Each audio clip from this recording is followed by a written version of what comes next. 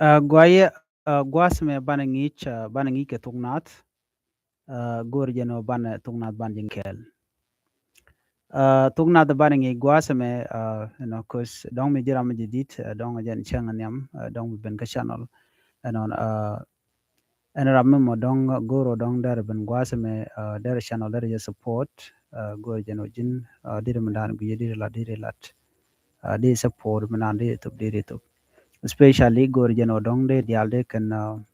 can guard me they can subscribe you know bana ngi gwasme ani ba kamal men yam men gora bana nyakel ka jen report me en chengi ni ken yam nin ka ta dana dong de ran de tung no de ngai keje so shikona ngaje gwano dong ano ba tu ba jang ai gore practice ni chang gore practice ni chang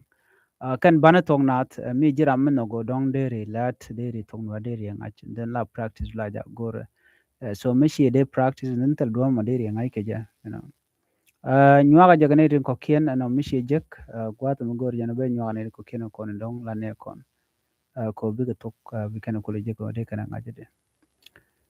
men yam men gore ban ngai gwas me bala jan kan bande ti chol kon ti ban tong nat ban tong nat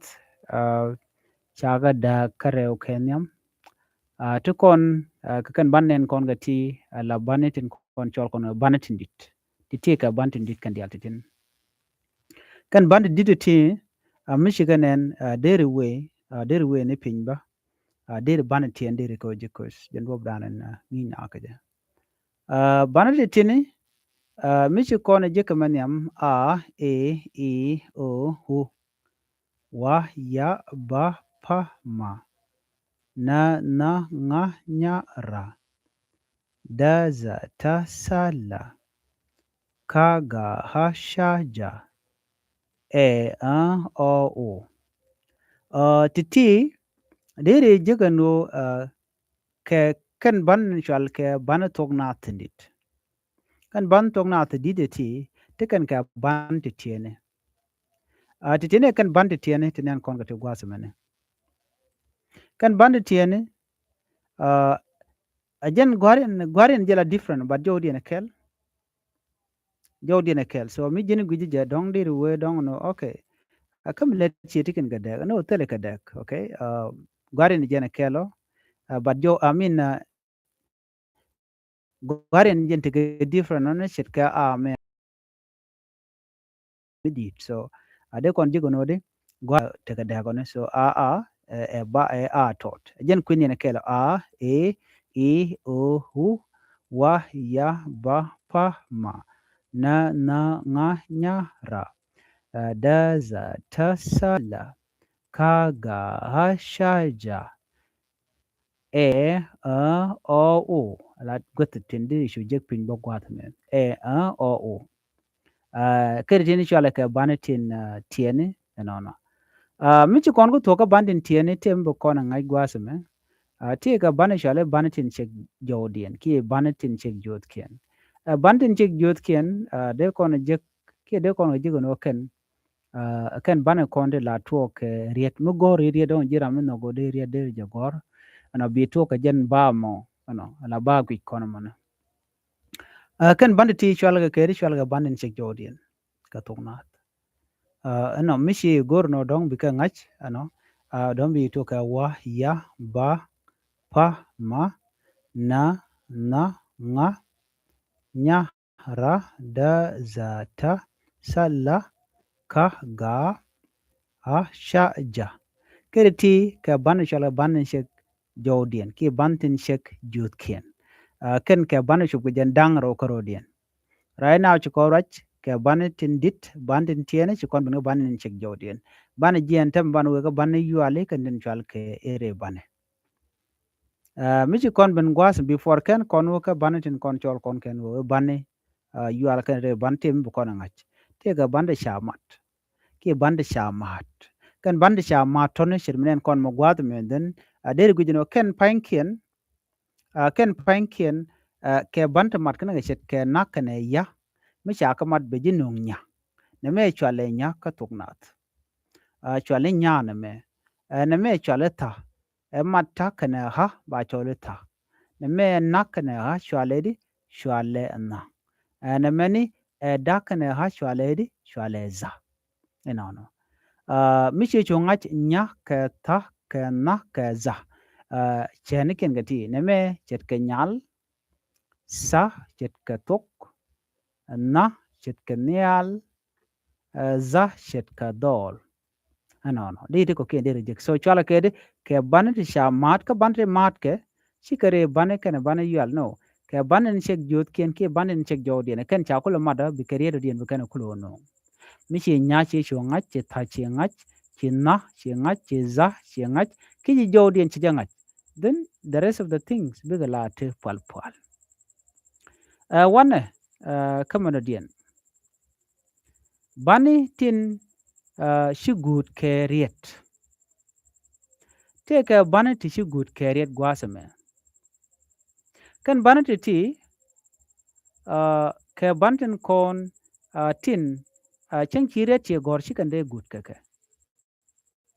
bana jelin gwadamene man yam chet ke kach alana me gude ke sha gwad me gude ke ja kaj kone me ja ka kuje mo ja she good kariet ka tuknat mi jin gu yang ret che gor ke de mu good ke ja bi ngaje no jen ngu gude ke sha me kaj mi mu good ke sha chet ke chwech ana mi jin gor chwech antama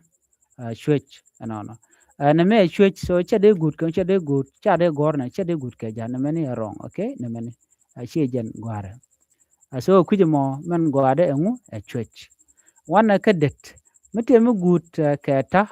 jen correct mi jen we ka da chi tok tel mu good ke da chit ke na me kit shi kit she good ke da tel mu good ke ja ka tungnat na me bab good ke pa she good ke ba mi she lele bab no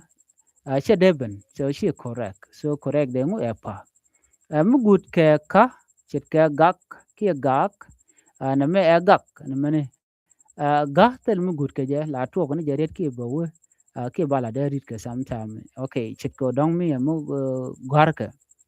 la me bar ba na me actually sorry jen cha che good ke riet tel ren mu good ke gang gwad mo so mbu kon gwad ba nga jino ne sha ke ta ke pa ke ka akenen kon good ke mo kenen kon good ke riet ba na me mu we ka ja we ka da we ka ba we ka ga chicken good kamu chicken good kariet so mi chi on che bene one ne kariet ken chi gudo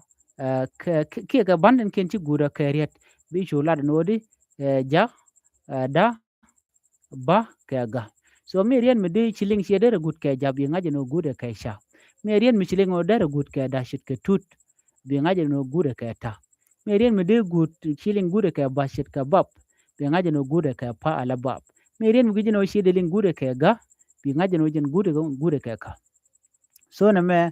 gor jeno de yendi alti ke ngaiten mi shiga ngaje de ti bi la to go madian gwasa me wana katin kono shol kon ken go banne yuale ken re banne yuale a e e o u e h o u ken ka bangwan ka banne yuale ano naturean ki ta da na ngai ke ke ken dang bangwan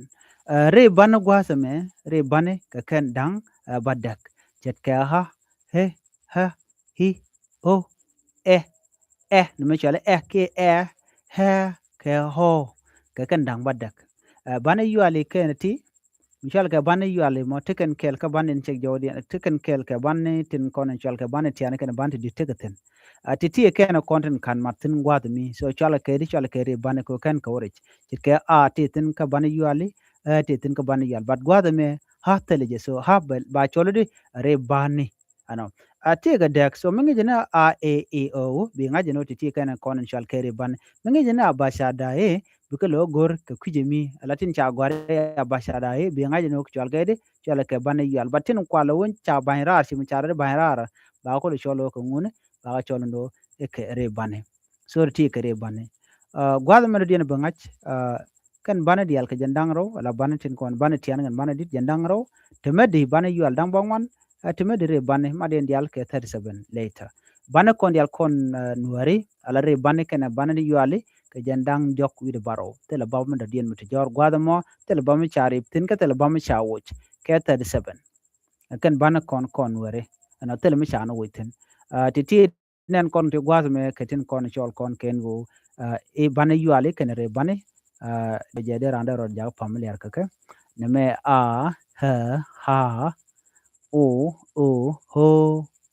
e he o ho i hi hu no ti ti ajan gwada na gora no de kon listen dan de kon goktin ko de kon ngai kon ko gwad me de kon ko kula ngacha gwa no na